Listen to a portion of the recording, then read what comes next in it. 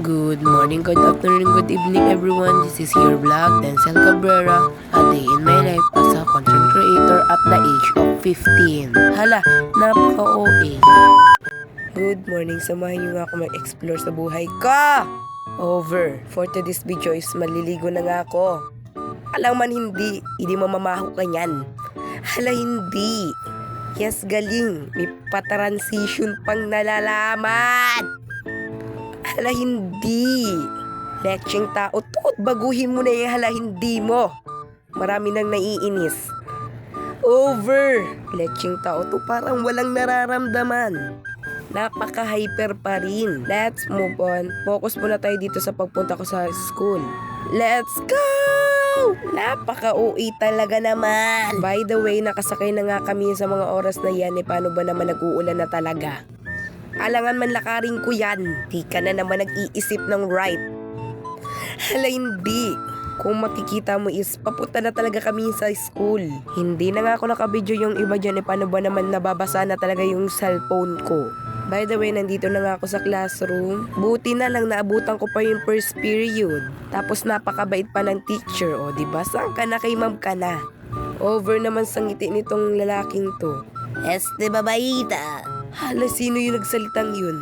Wala na, nilaro na naman tong vlog na to. Ang saya mo ngayon. Tameme ka later. Kung makikita mo ay wala pa talagang teacher dyan.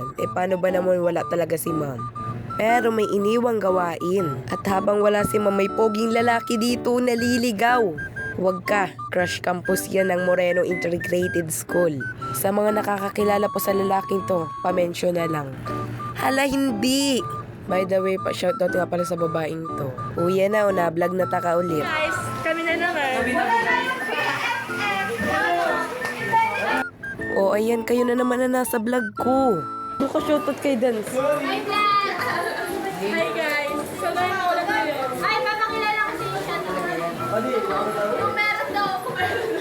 Kung pwede na daw ligawan sa Tibera. Mamahalin niya kayo 24/7. O, nadango pa nindo kung pwede daw nindo ligawan si Debera. O, Lechi, may pangit na naman sa likod ko. Hala, hindi. At habang nagsasalamin ako ay may nakisamang dalawang babae ulit. Wala ba kayong sawa sa camera ko? Tigilan nyo na yan. Hala, hindi. Napakatagal naman talaga ng beka namin dyan. Paano ba naman wala pa yung teacher namin? Na para bang ayaw nila sa amin? Hala, hindi. Sa mga oras na to ay may nararamdaman na nga akong hindi maganda. Tignan niyo siya guys.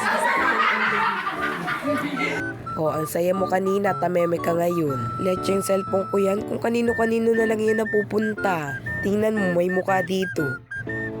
Bugsh! Muka, baba yan? Postura ko nung sumasakit ng ulo ko. Tapos nilalamig pa. Sige, i-posing mo pa. Grabing mukha yan, hindi na mapinta.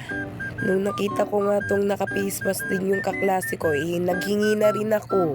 Paano ba naman may ubo nga rin ako at sipon? Kung makikita mo nga, naka-face mask na nga ako sa mga oras na yun, paano ba naman grabe na ang ubo ko? At bago nga matapos tong video na to, ay magsha-shoutout muna ako.